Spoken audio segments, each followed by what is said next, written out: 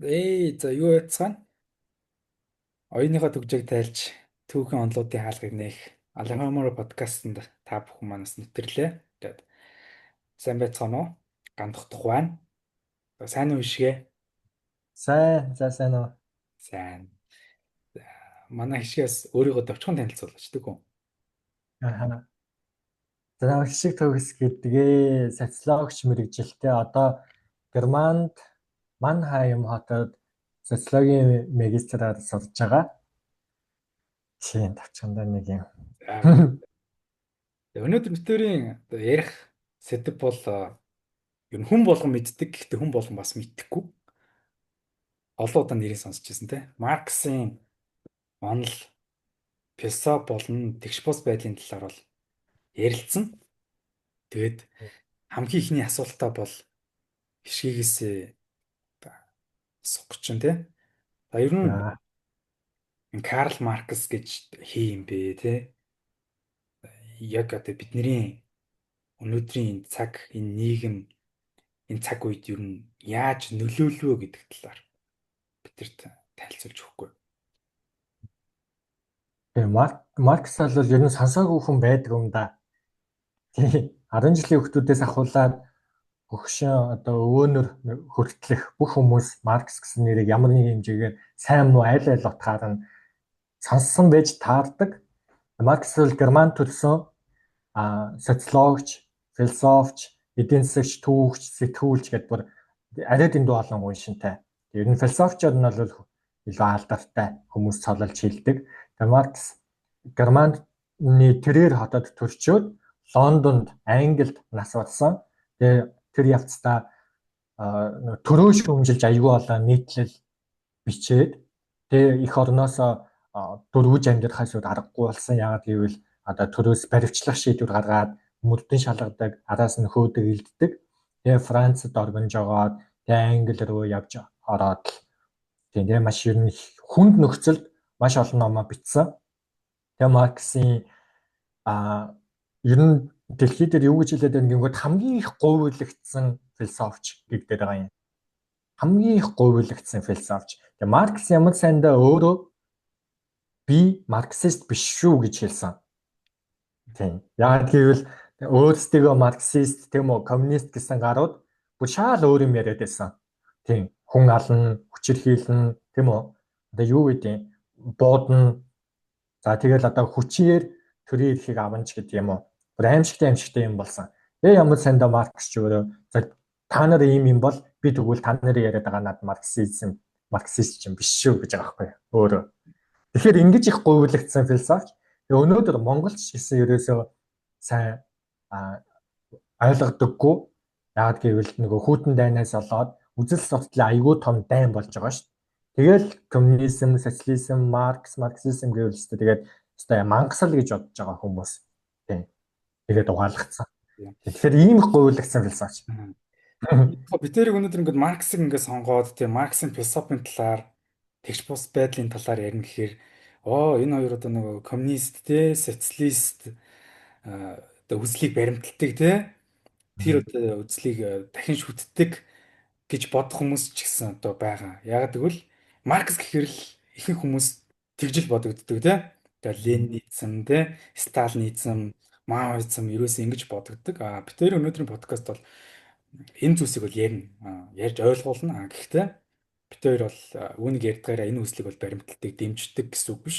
Бид нэр түүх рүүгээ буцаж өнгөж иж тэр философиг ойлгож иж өнөөдрийн нийгэм цаг үедээ бас илүү сэтгэл ханамжтай амьдрах юм нөхцөл байдалд бас хүрнэ гэдэг талаас нь бас хэлэх гэсэн. За тэгээд өргөжлүүлээд хишээгээс асуух асуулт маань Марксийн түүхэнд те баримтлсан философи тэр хүний философи тэр хүний өөрийн те тэр оюун ухааны философи ханаасаа хүмүүст юу хүрэх гэж зориод ингээд сая чиний хэлснээр те ингээд эсэргээрээ бүр эргээд хүмүүс ингээд буруу үздэг буруу ойлгодог болчих уу гэдэг.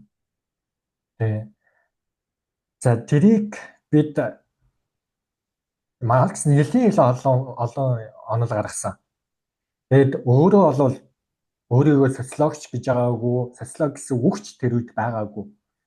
Хожимын хүмүүс одоо Father of Sociology гэдэг энэ социологийн бүр эцэг, ерөөс 3 эцэг байгаа. Тэрний нэг нь бол Маркс. Яагаад гэвэл зөрчилдөөний онол буюу conflict theory гэсэн бүр бүхэлдээ нийгмийн салбарын том онолыг Маркс гаргасан. Тэгээд тэр онолууд нь юу яриад байна гэвэл нийгэм дандаа зөрчилдөөний үндсэн дээр хөгжөөд байгаа.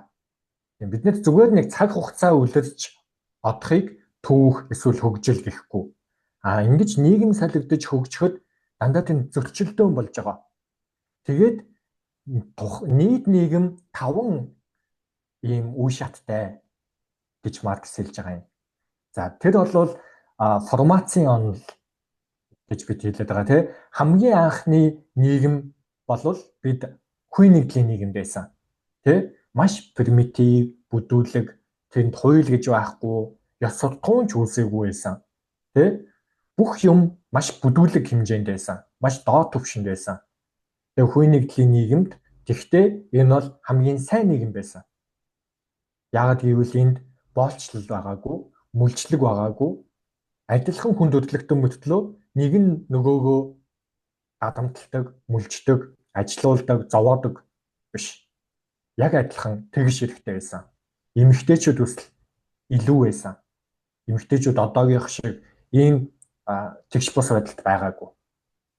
Эмэгтэйчүүд төсөл тийм үү нөгөө эхийн эрхт гэдгээрээ яг гэвэл олон хүүхэд төрүүлчихээр аль нь миний эцэг юм бэ гэдгийг мэддэггүй.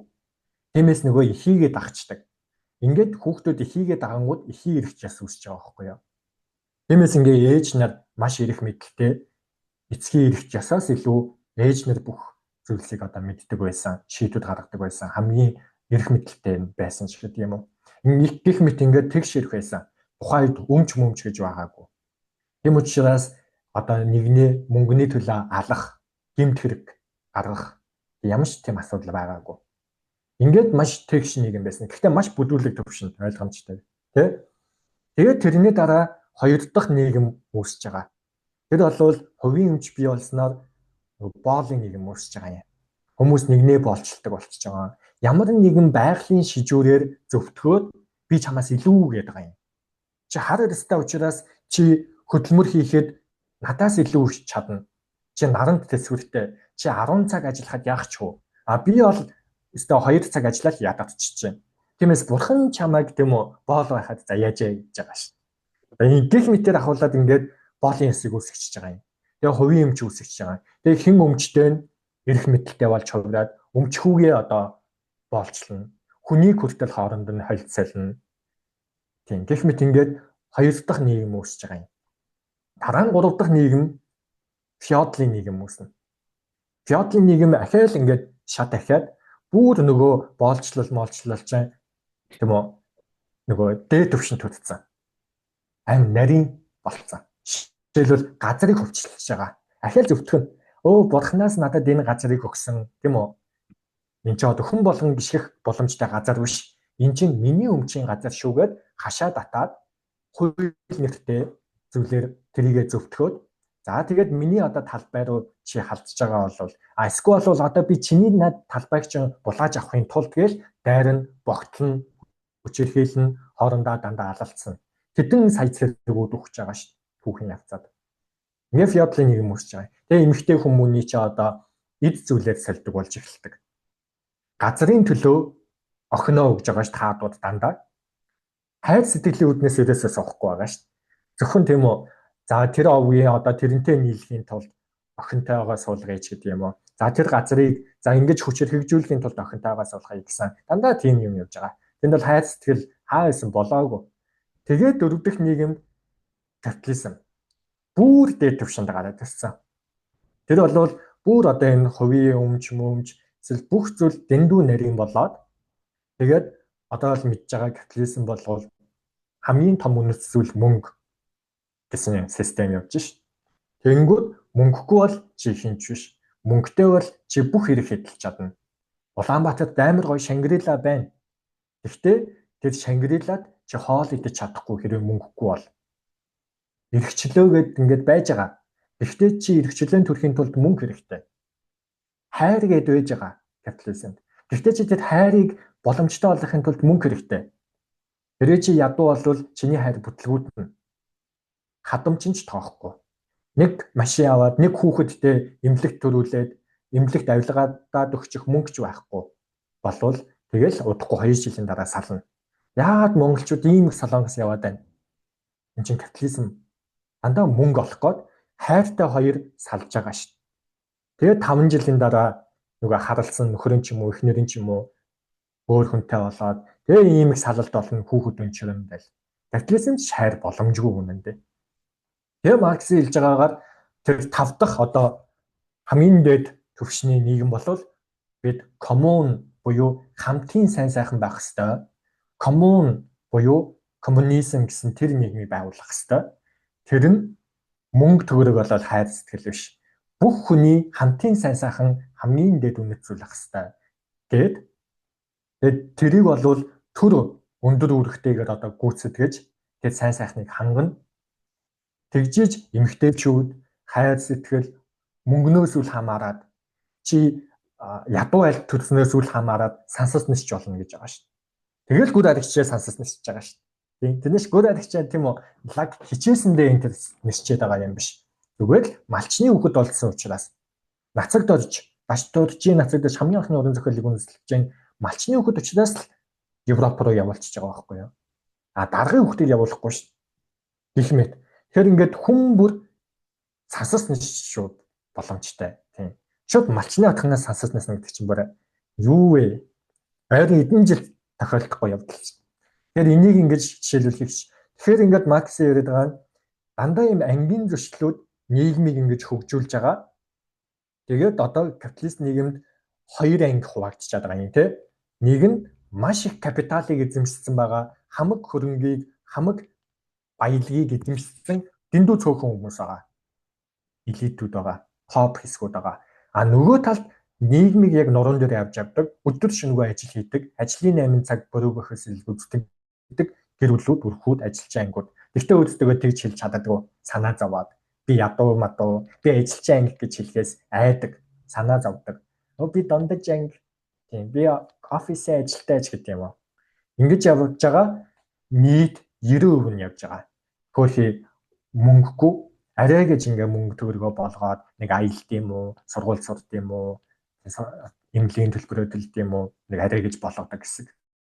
Тэгээ ийм хоёр ангид хуваагдсан. Энэ хоёр анги дахиад зөрчил төстэй тэргүй орно. Яг гэвэл одоо капитализм явсаар хагаад бүх юмыг сүйтгэдэг ийм тогтолцоо учраас байгалыг дэлхийг хүртэл сүйтгэн. Тэгээ уул уурхайг сүйтгэн, хайр сэтгэлийг сүйтгэн, гэр бүлийг сүйтгэн, хүүхэдтэйгээ харьцах зав чөлөө олдохгүй аав нар ажилдаа явж байгаа. Хөдөө машин жолоо явж байгаа. Гас ахуулаад бүх юмыг сүйтгэдэг. Ингээд бүх юм сүйтгэд ирэнгүүт дэстэй тэргүй энд асар том зөрчил цаг хугацааны яцад бий болно. Тэгээ капитализм нөрөөнж дэстэй тэргүй капитализм хүрэх нь тодорхой гэд Марксээс хойш бүр мангар олон судлаачид бичсэн байхгүй юу? Тэ? Шумпетер Метер ч ардчил капитализм, социализм гэсэн гурвыг анализ хийгээд тэгээд энэ бол баталгаатай хүрэх юм байна. Гэхдээ одоохондоо биш юм байна л гэдэг байгаа шүү. Тэгэхээр Марксийн онол ерөөхдөө Маркс энийг хэлээд байгаа. Бидний амьдрал тий бидний амьдралыг л яриад байгаа. Ерөөсөө тусдаа зүйл биш. Монголчуудын ойлт солиод байгаа зүйл аль эсвэл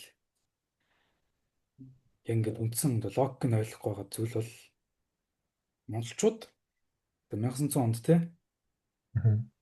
тэр Пёдлын иргшилээс хаана хүрсэн бэ гэдгийг их ойлгохгүй байгаа. Чачаа судлахгүй ч юм уу тий. Шууд социалист нийгэмд ороод социализмын дараа бид нэр шууд капиталист руу орсон шүү дээ тий. Чөлөөт эдийн шилжчихсэн. Тэгэхээр монголчууд өөрөө бас түүхийн нэг том онлын бас золиос болчихсон гэдэг ойл болно те. Ер нь бол ихэнх нь үүнийг одоо буруу ойлгодог. Яг коммунист гэдэг нэр томыг хэлэхэд юм бол ер нь жоохон нийгэм уншихгүй аль сонирхдаггүй түүхийг нэг хайхтар ухах гэж ойлгодоггүй хүмүүс бол дарангуул л гэж байна. Тэгээ шууд энэ бол дарангуулагч нэг. Яг гэвэл Маркс бол төсөөлсөн. Маркс бол өөрийнхөө бүтээх гэж байгаа нийгэм төсөлс яг түрүүний чиний ярьж байгаатай уулын адилхан нийгэм байх юм аа. Бүгдээрээ нэрхтэгч болно гэдэг зүйлийг гаргаж ирсэн боловч түүнийг яг хөрсөн дөр болгосон хүмүүс нь маш буруу ойлгоцсон. Ленин те одоо юу боллоо? Хятад Мао Цзэдун те Мао юу боллоо? За тэгээ дандаа энэ тийм хүчирхийллийн шинжтэй болгоцсон. Уул нь бол коммунизм ч өөрөө бол утоп гэдэг байгаа тийм. Утоп гэдэг чинь одоо грекээр бол байхгүй газар орон гэдэг байгаа шүү дээ тийм. Энэ хороод ихэд байхгүй газар орон бүтээхийн төлөө явж исэн боловч хөрсөн дээр буусан зүйл нь дандаа хүчирхийлэлтэй орчихсон, дандаа хүчирхийлэл рүү орчихсон. Тийм учраас энэ хүмүүс ялчгүй жоохон гүн судалж аль эсвэл цааш уншихгүй бол энийг угаасаа ингээд дангуулын тогтолцоо гэж ойлгох нь бол одоо ойлгомжтой болж байгаа. Тэгэхээр энэ тал дээр энэ бол дарангууллын тогтолцоо байгаагүй маа гэдэг тал дээр хишгийг юу гэж хэлэх вэ? Харин тэ яг зөв надад 100% санал нийлж байна. Ерөөсөө үгийнх нь язгуураас л ойлгомжтой. Тэ? Социализм гэдэг чинь социалаараа, сошиалаараа, нийгмээр гэсэн юм явж байгаа шүү дээ. А коммунизм гэдэг чинь коммунаараа, хамтаараа, тэ? Тэгэхээр энэ хоёрын ялгаа бол социализмд илүү их төр байгаа юм. А социализм бол коммунизмд хүрэхийн өмнөх шат. А коммунизм бол эцсийн шат. Хүн төрөлхтний хөгжлийн эцсийн шат. Дэлхий дээр нэг ч улс орн коммунизмд одоо хүртэл хүрээгүй. Нэг нь ч биелүүлж чадаагүй. А зүгээр өөрсдийгөө тэгж хилж байгаа орнууд байгаа. Хүрх гээд хичээж байгаа хөрхийн орнууд байгаа. Хятад одоо дэлхийн номер 1 орн болж гарч ирж штэ. Америкийг бүр давчлаа штэ ихэнх үзүүлэлтээрээ. Тэгэхээр Хятад өөрсдийгөө коммунист гэж хэлэх гэж оролдож байна. Вьетнам, Хойд Солонгос, Колумб юу гэдэг өөрсдийгөө коммунист гэж хэлэх гэж оролдож байна. Хэрвээ Хойд Солонгосын нэрийг бүтэн мэддэг бол юу гэж хэлдэг гэж тэ ардчилсан одоо коммунист Солонгос улс гэж байгаа шүү. Өөрөөр хэлбэл Хятадч гэсэн өөрсдийгөө ардчилсан гэж байгаа шүү. Тэгэхээр хүмүүс юу гэж ойлгоод байна гэхээр ардчлалын эсрэг бол коммунизм юм байна, социализм юм байна гэж ойлгоод байдаг. Гэтэл нэг нь бол нөгөө идеологи капитализм, социализм тэ. Тэнгүүд ардчил гэдэг чинь нэг бол ардчил эсвэл ардчилсан бус буюу одоо тоталитар, авторитар гэсэн дэглэм л байгаа. Энэ хоёр л дэглэм байгаа. Ардчилсан бус. Тэгээ энд бол капитализм, социализм энэ аль нь ч таарч болно. Ардчил болон социализм таарч болно. Ардчил болон капитализм таарч болно. Тийм. Тэгэхгүй энэ чи эсрэг зүйл ерөөсөө биш.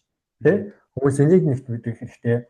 Тэгээд яг Маркс коммунизм гэдгээр юу гэлээд байна гэхээр харин ч дарангуйлал биш. Эсэргээрээ бүр төргүү нийгэм. Тийм бүр коммунист манифестог уншвал stateless society гэсэн байгаа. Огт төргүү нийгэм. Яагаад гэвэл коммун гэдэг чинь тэр нөгөө примитив хүн нэгдлийн үеийг хэлээд байгаа байхгүй юу? Коммунаараа хамтаараа байдаг байсан. Тэнд төр гэж байгаагүй юм уу? Шорон гэж байгаагүй. Яагаад гэвэл гэмт хэрэг шаардлагагүй. Тэрэн шиг коммунизмд төр өөрийгөө устгаад одоо тэр яриад байгаа чөлөө зах зээл гэдэг чинь яг үнэндээ коммунизм байхгүй юу? Тийм. Чөлөө зах зээл гэдэг байгаа шүү дээ. Тэр чинь эсрэг нь ерөөсөө биш. Тэр чинь ерөөсөө утоп байхгүй юу бас. Дэлхий дээр нэг ч чөлөө зах зээл гэдэг бас тийм онлоор хөгжсөн улс гэж байхгүй. Дандаа асуудалтай байгаа. Тэр бас утоп. Коммунизм бас утоп. Бүгд коммунизм гэж байгаач аль нь ч биш. Бөө асуудалтай. Хүрээгүй ерөөсөө. Тий, хичгээгээс яг авах гээд байгаа хариултаа авчлаа л да. Ерөнхийдөө бол ихэнх хүмүүс дарангууллын нийгэм гэж ойлгодог. Гэтэл энэ бол дарангууллын нийгэм байгаагүй. Хичгээгийн түрүүнд хэлсэн бол зөв. Коммунист гэдэг чинь эцсийн эцэс төргүү. Үүний сэтгэлгээнд нь хүрэхэд одоо коммунизмд ороход бэлэн болох тэр сэтгэлгээг нь бэлдэх зүйл нь өөрөө социалист байсан. Тэгээд сэтгэлгээ коммунизм руу орно. Тэгээд тэрхээр хүн болгоно гаад жаргалтай тий. Би нэр гоё жишээ хэлэх үү? Ирнэ гэж. За.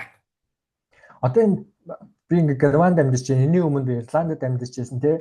Баруун Европ болвол тэгш бус байдлаараа хамгийн бага үзүүлэлттэй төв байхгүй юу? Дэлхийн дээр хамгийн бага тэгш бус байдалтай нь одоо энэ Герман, Ирланд, Англи, Америк, Франц тий. Америк биш шүү. Энэ Европ төв. Энд социализмын маш олон шинж байдаг. Бүр ингээд зарим судлаачид бол нөгөө Нордик орнуудыг Норвег, Финланд энэ төрий чинь социалист болцсон гэж хэлээд байгаа юм. Яагаад гэвэл тэр нөгөө боловсрол бараа таваар биш. Эрүүл мэнд бараа таваар биш. Хайр сэтгэл бас бараа таваар биш. Тийм. Нэг хүн ёсныхоо хувьд эдэлж чадж байгаа төрөний хүчрэхэд тэнд ингээд тэгээд авилга юм уу ахгүй шорон интерээ зарим нь үүдээ хааж ин ягаад гэвэл гэмт хэрэг болохгүй ягаад гэвэл тийм өндөр ёс суртахуунтай. Жишээлбэл Германд ингэдэг автобусанд тикет шалгадаггүй. Зүгээр ингээд рэндомор санаандгүй ингээд хүн явуулж шалгана. Тэрнээс чи автобусанд одоо трейн суухын тулд вагон одоо трам, луаз, автобус юу гэдэг суухад ямар ч кондуктор эсвэл одоо ингээ хаалттай тэрэн чи тиктэй уншуулад онгоогоод ордог ч юм уу тийм юм байхгүй. Бүгд ёс суртахууны хувьд явж байгаа. Ёс суртахууны хувьд би өөрөө тиктэй бодол гэж аавна. Авахгүй ч гэж болно. Гэхдээ бүх хүмүүс авдаг. Яагаад гэвэл ёс суртахуунтай. Ийм үед төр хэрэггүй байхгүй яа харин. Ингээ хяналт шалгалт хэрэггүй, хүчирхийлэл дарангуйл хэрэггүй. Төр өөрийгөө устгах гэдэг чинь юм ёс суртахуун яваад байгаа юм. Жишээлбэл Германд автобусанд арх ууж болно. Их сургуульд манай их сургуульд арх пив ууж болно. Манай одоо Менса гэдэг оюутны хоолны газар арх пив зардаг. Багш нар коридортой вайн тулгаа загс ууж яадаг. Би ч анх шок болсон байхгүй юу? Юу базар байна? Би ч одоо хөдөөний Монгол гэдэг хөдөө өнөөс ирсэн хүүхэд их сургууль дээр пив уугаад байна. Автобусанд нийтийн газар пив арх уугаад байна. Ямар амар юм бэ? Тэнд тех эрэхтэй. Ягаад гэвэл ёс суртахуун явж байгаа. Тиймээс энд одоо хяналт камер харж ийн торгон 100 еврогоор архируу арх уувал торгоно шүү ч гэдэг юм уу. Ийм хяналт хэрэггүй, төр хэрэггүй байхгүй юу? Тэгэхээр ингээд энэ мэт ингээд коммунизмын маш олон шинжүүд Европт байдаг. Одоо Ирландд амьдарч байхад ингэж байгаа байхгүй юу? Манай хажуу өрөөний юу хөрш айл хажуу байшинд хашаанд нь мод ургацсан. Тэгээд тэр мод бүр ургасаар агаад ханын цөмөлгөөд, цонхын цөмөлгөөд бүр ингээд шахаад ирж байгаа байхгүй юу? Тэглээгээд би ингээд тайвчхал та гэж байгаа байхгүй. Монгол сэт хөөгээрээ би гэсэн чинь болохгүй. Тэгвэл гэмт хэрэг шорон явна. Төрөөс намайг шууд шорон явуулна. Яагаад гэвэл би байгалыг хайрлаагүй. Яагаад гэвэл энэ бол төрийн өмч. Байгаль дээр ургасан мод төрийн өмч байдаг, нийтийн өмч байдаг. А би энэ өмчөд халдаж болохгүй. Би хувийн өмчөө илүүд тавиад тэр модыг огтлоод тийм үү? Тийм хөөрхөн үзэсгэлэнтэй амьд модыг би ингэж устгах хэрэггүй гэж байгаа байхгүй. Оронд нь би зүгээр байшингаа нүүлгсэн энэ дээр. Тийм. Гайхамшигтай байна уу? Тэ. Гайхалтай. Тэгэхээр яг манай шигээ яриад байгаа зүйл бол бас энэ тэгш бус байдалтай холбоотой тий. Тэгш бус байдлын хүрээнд бол сэтгэлгээний тэгш бус байдалд бол монголчууд маш их нэрвэгдсэн гэж би бол бодоод байна. Одоо энэ би чамайг сайн асуу яг надад чинь яаж монголчууд сэтгэлгээний тэгш бус байдал нэрвэгдэж чинь ямар шинж тэмдгүүдээр илэрж чинь юу гэж бодож байна?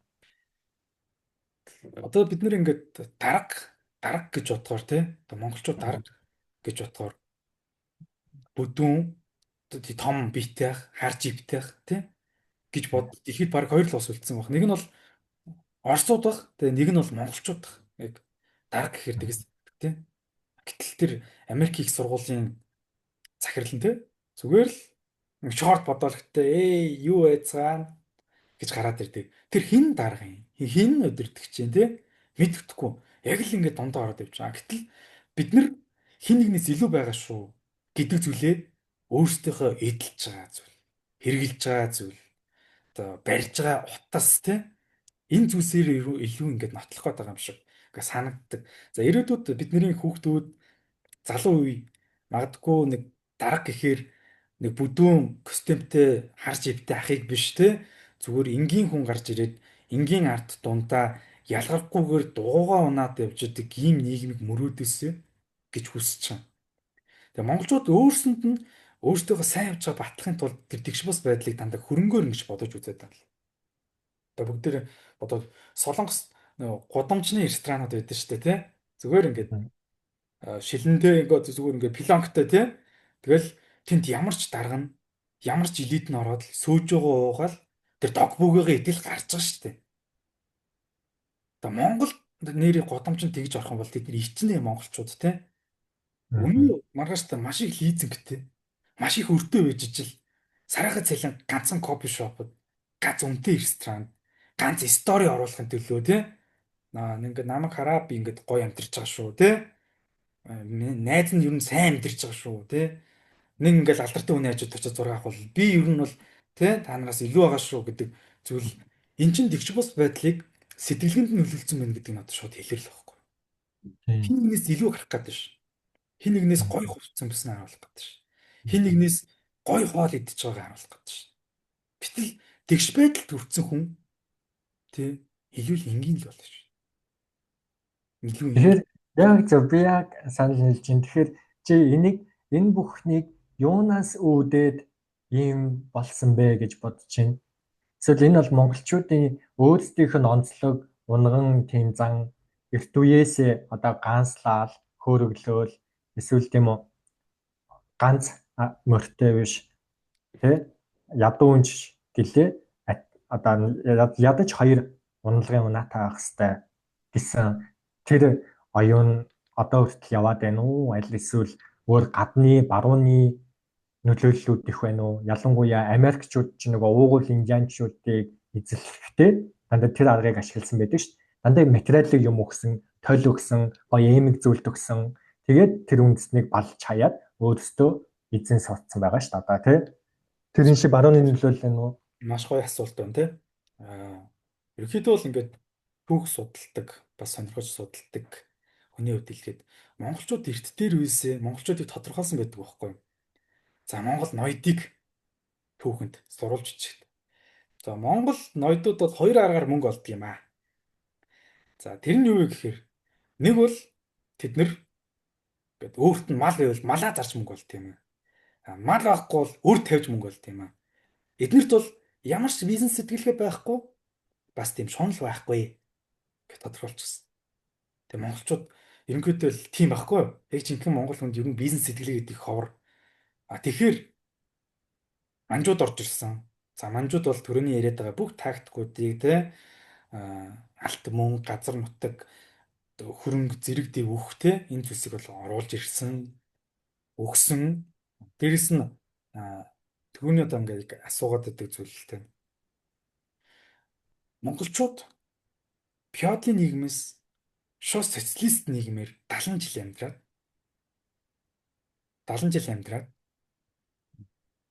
тэрний дараа шууд капиталист те нийгэм рүү шилжчихсэн. Бэлэн байгаагүй байхгүй монголчууд бэлэн байгаагүй. Сэтгэлгээ нь бэлэн байгаагүй байхгүй. Тэгэхээр тэр бэлэн байгаагүй хүмүүс чинь ороод угаасаа те хэцүү шттэ. Тийм одоо зах зээлд орох одоо бэлэн байдал байгаагүй дандаа ингээд нийтийн өмчтөд явчихсан те ингээ явцсан хүмүүс ч гинт ингээ хөрөнгөний нийгэмд орохорч тэр чинь одоо гайхдаг юм байгаа өстэй юу вэ гэж бодно шүү дээ те тэгэхээр буцаад л хоёлаа ярих чаа тэр Маркс руу бол орчин л доо Маркс ч өөрөө материалист философч шүү дээ гэхдээ өөрөө Геглийг маш их уншиж судалж Геглээс бас үлгэрэлт уриалал авдаг ус Гегл ч нүүрэ идеалист философч шүү дээ те түүхэнд оюун санаа байж түүх өөрчлөгддөг юм а гэж үздсэн бол Маркс бол түүхэнд одоо тий эдийн засаг байж түүх өөрчлөгддөг юм а. Нэгсэнд бол баян хүмүүс ядуу одоо юу хүнтэй тариачид бид нар чинь антигенес буюу одоо хоорны зөрчилдөөнтэй байж аж эн чинь түүх сонирхолтой түүх гэж гэдэг. Тэгэхгүй бол түүх нэгэн хэвэн л байна. Хаанчилсан ард иргэдэнд байсан тий ингэж нэгэн хэвэн л байна. Гэтэл монголчууд бэлэн болоогүй тэр зах зээл рүү ороод тэгэл нөгөө барууны гинтл үздэггүй зурлууд орж ирээлээ. Гинт солонгос зурлууд орж ирээл ингээл олон ингээд зүйлсүүдийг хараал үзээд л ингээд тэрнгээрээ суусан одоо тэр гинт орж ирсэн л оюун санд гинж нөлөөлсөн зүйлс гэж би боддог. Түнс бол монголчуудыг анханасаа нэг айхтар шуналтай тийм амбицтай яг тийм хэмжээний хүмүүс байсан гэж би бол бодохгүй. Тийм. Тийм. Тэгэхээр чи яг нэг диалектик материализм ярьлаа шүү дээ. Хегел бол яг тэгж үзсэн. Идеалист. Гэхдээ Маркс Хегелийн одоо хамаг Хегелээс л одоо бүх философиар судалсан. Гэхдээ Хегелийг шөмжилж байгаа юм зүйлд нь. Тэгжиж тэр хүчтэй философи нь гарч иж байгаа. Яг чиний хэлснээр эдийн засаг бүх зүйлийг тодорхойлно гэж. Магадгүй одоо энэ зүүн одоо 7 минутын дараа дуусах чинь үгүй юу? Тэгэд их чинь. Би Тэ? цаг Тэгэхээр хараад энэ байлаа. аха энэ тэгэхээр харин жишээлбэл одоо тэр явж байгаа байхгүй юу? Хоёлаа одоо ингээд цаг гарын ярмаар идэг. 2 цаг 3 цаг ахиа ярмаар идэг. Гэхдээ а зүүм хоёул ингээд дуусгана. Тэгээ эдийн засаг дуусгана. Хоёлаа үргэлжлүүлмээр байвал одоо магадгүй мөнгө төлөх хэвээр. Тэ? 20 евро, 30 евро төлөх хэвээр. Яг адилхан хүн өөрөө хүний хүсэл энэ төр тийм чухал биш болчдөг нийгэмд. Яг гэвэл энэ эдийн засаг, материал бүх зүйлийг тодорхойлоод байгаа юм. Би үнэхээр сургууль сурмаар байна. Гэхдээ мөнгөгүй бол чадахгүй. А би үнэхээр одоо хичээл хийгээд суугаад англи хэлтэй болно, тийм хятад хэлтэй болно, герман хэлтэй болно.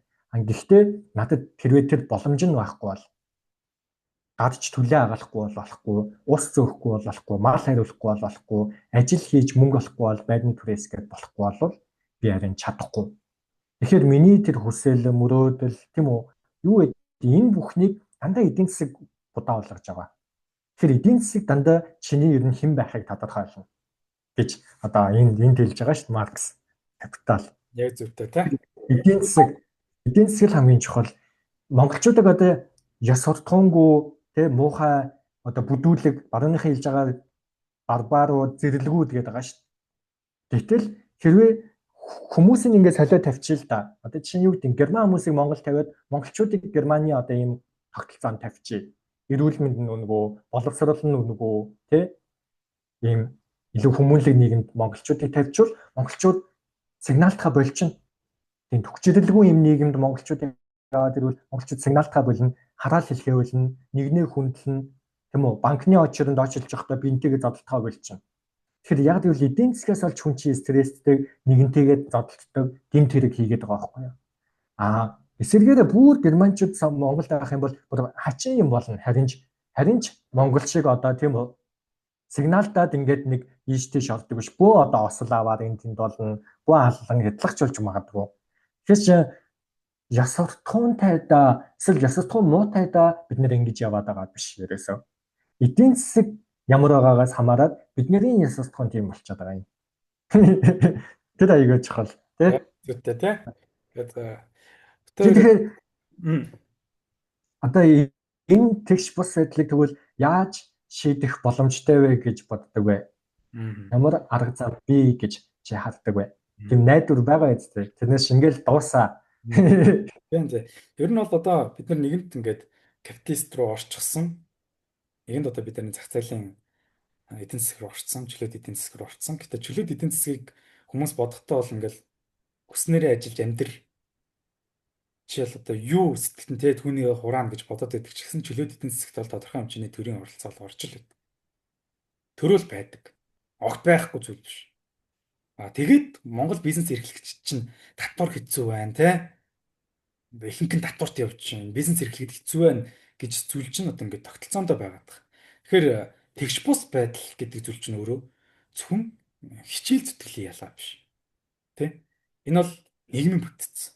Өмчийн төвлөрөл тогтолцооны асуудал. Өнөөдөр бидний ярих гээд байгаа зүйл бол ерөөсөө л энэ Марксийн онол руу орж одоо илүү ухаж те хүндэх гэж одоо оролцсон. Тэгэхээр гол зүйл маань л ийм юм л да. Тийм. Бид хоёр бол өнөөдөр Юм нэг болно амар бидний онолтой гэж үнэхээр ойлгох хэрэгтэй. нэг амар онолтой гэж бодоагүй. Илүү одоо залуу хүмүүс юм чинь өөрсдийнхөө тэр онлын ойлголтыг яг өөрсдийн төвшөнд Марксийн онол биднэрт хэрхэн яаж нөлөөлөх вэ? Өнөөдөр бид нэр яг ямар онолоор явж гин гэдэг зүйлийг л илүү чөлөөтэй ярилцгаж хичээсэн. Тэгээд тэгш бус байдлыг бол арилгыг гэвэл бид нэр тогтолцоог одоо дахин одоо энэ хөрөнгөний те тогтолцоог дахиж эргэж харах шаардлагатай болж байна. Хууль эрх зөрүүгөө дахиж эргэж орох шаардлагатай болж байна. Одоо гарааны тэгш боломжийг дахиж ярих болон шаардлагатай болж байна. Маш олон зүйл энд нэг 60 минут, 40 минут, 50 минут яриад дуустдаг асуудал биш. Илүү ингэж философидох бол шаардлагатай болж байна. Тэгээ Маркс хэлсэн байдаг шүү дээ. Философчууд бол ертөнцийг өөр өөрөөр тайлбарладаг тийм. Гэтэ хамгийн гол нь өөрчлөлийн чухал юм аа гэдэг тийм. Тийм. Хишгээгээс одоо 3 минут л үлдсэн байна лээ. Хишгээгээс зөрүүлээд одоо яг асуух гээд байгаа зүйл бол одоо бид нэр үргэлж нийгмийн, социологийн, улс төрийн те онлын хүрээнд амьдардаг уу? Ихэнх хүмүүс бид нар зүгээр л зөнгөөр амьдарч байна гэж боддог те. Гэтэл таны өдөр хийж байгаа зүйл магадгүй улс төрт одоо өнөөдөр талбай дээр залуучууд ихсэж байна. Энэ бас л нэг онолоо тий. Ер нь хүн онлоос хол байх боломжтой юу? Аль эсвэл бид нэр өөртөө ч мэдэхгүй онлын нэг хэсэг болсон байдгүй гэдэг зүйлийг л асуугаад өгсгий тий. Яа. Тийм. Тэгэхээр онл бол тэнгэрээс ингээ бууж ирсэн зүйл мэдрээс биш. Эсвэл бурхнаас өгж байгаа ч юм уу. Тэ эсвэл дэлхийн гадна байж байгаа юм биш шүү дээ. Дандаа бидний амьдралаас ургангаж ирж байгаа. Эсвэл бид нэр амьдралдаа хэрэгжүүлэх гэж бий болгож байгаа онл гэдэг учраас энэ дандаа практиктаа үргэлж хасалж байгаа. Ганцхан бид нэр мэдээж хүн болгон тэрийг мэддэг байх албагүй, ойлгодог байх албагүй, судлаач байх албагүй. Гэхдээ бидний бүх амьдралын үйл хөдлөл, орчин тойрон би өөрөө хүртэл дандаа нийгмийн онолуудтай уялдаатай байгаа. Тийм учраас бид нэр өөрсдөө тэрийг нэрлэж мэдгүй байгаа ч гэсэн би философч чинь, би социологч чинь гэж хэлэхгүй байгаа ч гэсэн биднээс тэгж байгаа. Тийм. Яг зүйтэй тий. Одоо ус талбай дээр болж байгаа залуусан ч гэсэн бол мэдээж чи бид нэр өнөөдөр ярьж байгаа тэгш бус байдалтай, тэгш бус хуваарлалтай шууд холбоотой асуудал. Нэгдүгээр. Хоёрдугаар улс төрийн онолоор ярих юм бол энэ улс төрийн системийн онол шууд явж байгаа тий. Одоо шууд онлоор тайлбарлах юм бол системийн онол шууд явагдаж байгаа. Үүнийг бол онол одоо уншдаг тий, сонирхдаг, магадгүй ойлгох гэж хичээдэг хүмүүс бол энийг шууд онлын зураглаар харж болно. Хэрвээ зүгээр амьдрал байдаг л зүйл шүү дээ гэх юм бол байдаг л зүйл хэвээр үлдчихэж байгаа тий. Яг үүнтэй адилхан одоо онлоор сэтгэнэ гэдэг маань өөрөө одоо нийгмийг илүү зэгцтэй гарц гаргалгаатай одоо сэтгэдэг энэ сэтгэлгээ рүү хүргэх ийм залуучууд ийм ирээдүйн масс нь одоо илүү байгаасаа гэж хүсэж байгаа. Тэгээд ямар ч гэсэн өнөөдрийн ярилцлаганд орж ирсэн тэгшээдээ баярлалаа. Тэгээ маш гоё өөрийнхөө сэтгэлийг бас гоё хүргэлээ. Баярлалаа ган тогтхоо. Яндаас. За тэгвэл хоёлаа ингээд подкаст өндөрлөе. Тэгээ дараагийн дугаараар дахиж уулзцгаая тийм ээ.